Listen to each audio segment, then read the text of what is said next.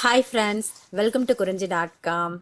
கோதுமை மாவு வச்சு நல்ல கிறிஸ்பியான ஒரு டாட்டுலா சிப்ஸ் இன்றைக்கி எப்படி செய்கிறதுன்னு பார்க்கலாங்க. அதுவும் இந்த சிப்ஸு கூட நம்ம சால்சாவோட சர்வ் பண்ண போகிறோம். இந்த சால்சாவோட இந்த சிப்ஸை சர்வ் பண்ணும்போது அவ்வளோ ஒரு டேஸ்ட்டாக இருக்கும். கோதுமை வச்சு புதுவிதமான ஒரு ஈவினிங் ஸ்நாக்ஸ் எப்படி செய்கிறதுன்னு பார்க்கலாம். அதுக்கு நான் ஒரு கப் அளவுக்கு கோதுமை மாவு எடுத்திருக்கேன். இது கூட நம்ம 1/4 கப்பு கடலை மாவு சேர்த்துக்கலாம். 1/2 ஸ்பூன் மஞ்சள் தூள், 1/2 ஸ்பூன் ஓமம். இதை நல்லா கையில் வச்சு கசக்கிட்டு சேர்க்கும்போது ஓமத்தோட வாசனை அதிகமாக இருக்கும், டேஸ்ட்டும் ரொம்ப நல்லாயிருக்கும். 1 டேபிள் ஸ்பூன் அளவுக்கு எண்ணெய் சேர்த்துருக்கேன். 1/2 ஸ்பூன் உப்பு. இப்போ இது எல்லாத்தையும் சேர்த்து நல்லா கலந்து விட்டுடுங்க.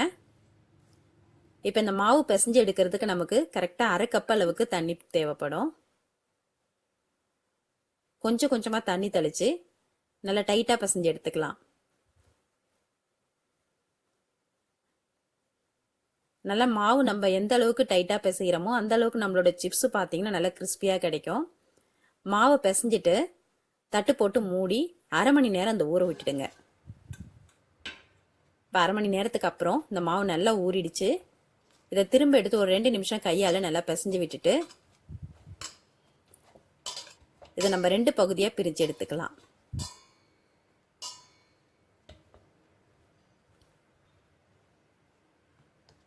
இப்போ நம்ம இதை சப்பாத்தி திரட்டுற கட்டையில் நல்லா மெலிசாக திரட்டி எடுத்துக்கோங்க.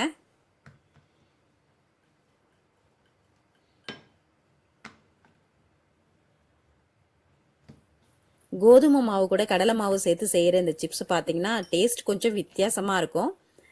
நம்ம கடைகளில் வாங்குகிற சிப்ஸ் அளவுக்கே இருக்கும், ரொம்ப மொறுமொறுப்பாக இருக்கும். குழந்தைங்களுக்குலாம் ரொம்ப பிடிக்கும் இது. ஏன்னா இது நம்ம இன்றைக்கி அந்த பிங்கோ ட்ரையாங்கிள் அந்த ஷேப்பில் செய்ய போகிறோம். அதனால் குழந்தைங்களாம் ரொம்ப விருப்பப்பட்டு சாப்பிடுவாங்க. இந்த மழை நேரத்துக்கு இந்த சிப்ஸு கூட இந்த சால்சாவோட சர்வ் பண்ணும்போது அவ்வளோ ஒரு டேஸ்ட்டாக இருக்குங்க. ரொம்ப ஈஸியாக நம்ம வீட்டில் இருக்கிற பொருளை வச்சு ஒரு ஈவினிங் ஸ்நாக்ஸ் நம்ம ரெடி பண்ணிடலாம். இப்போ இந்த மாதிரி நல்லா நைஸாக திரட்டிட்டு அது ஓரங்கள்லாம் கட் பண்ணி இந்த மாதிரி நம்ம கரெக்ட் பண்ணிவிட்டு இதை சின்ன சின்ன சதுரங்களாக நம்ம கட் பண்ணிக்கலாம்.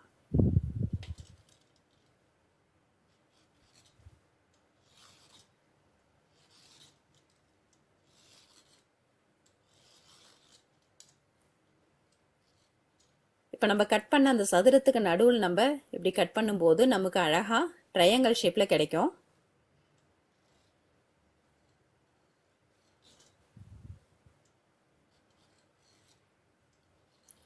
இந்த மாதிரி எல்லாத்தையும் கட் பண்ணிவிட்டு ஒரு ஸ்போக் வச்சு லைட்டாக அங்கங்கே குத்தி விட்டுடுங்க. அப்போ தான் நம்ம எண்ணெயில் பொரிச்சு எடுக்கும்போது இது உப்பி வராது. நமக்கு சிப்ஸு பார்த்தீங்கன்னா நல்லா மொறுமொறுப்பாக கிடைக்கணும்னா இந்த மாதிரி குத்தி விட்டாதான் நல்லா மொறுமொறுப்பாக வரும்.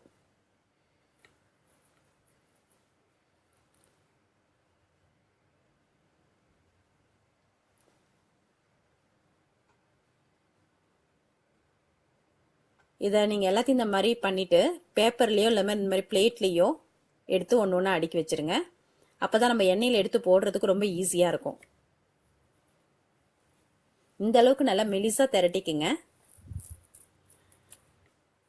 நம்ம எந்த அளவுக்கு ரொம்ப மெலிசாக திரட்டுறோமோ அந்த அளவுக்கு நம்மளோட சிப்ஸ் பார்த்தீங்கன்னா நல்லா கிறிஸ்பியாக இருக்கும்.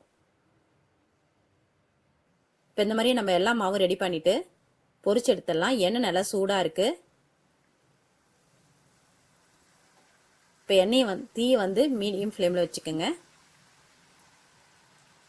இது ரொம்ப மெலிசாக இருக்கிறதுனால சீக்கிரமே கரிஞ்சு போயிடும். அதனால் நீங்கள் மீடியம் ஃப்ளேமில் வச்சு பொரிச்சு எடுத்திங்கன்னா நல்ல கிறிஸ்பியான ஒரு சிப்ஸ் நமக்கு கிடைச்சிரும்.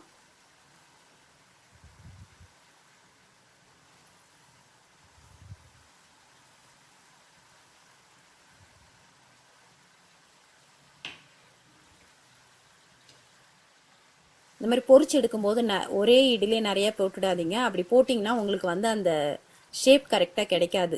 ஒன்றோட ஒன்று நசுங்கி அந்த மாதிரி வளைஞ்சி கிளைஞ்சி இருக்கும். நமக்கு ஷேப் பார்க்க அழகாக இருந்தாக்க தான் குழந்தைங்களும் ரொம்ப விருப்பப்பட்டு சாப்பிடுவாங்க. அதனால் நம்ம கொஞ்சம் கொஞ்சமாக பொரிச்சு எடுத்துக்கலாம். இது வேகிறதுக்கும் ரொம்ப டைம் எடுக்காதுங்க. ரொம்ப ஈஸியாக சட்டு சட்டுன்னு பொரிச்சு எடுத்துடலாம் நம்ம.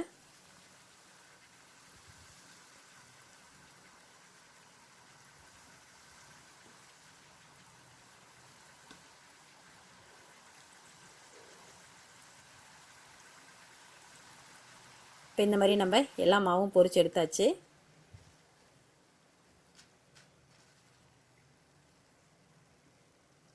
இந்த மாதிரி நம்ம வீட்டிலேயே செஞ்ச சால்சா கூட இதை சர்வ் பண்ணும்போது அவ்வளோ ஒரு டேஸ்ட்டாக இருக்குங்க.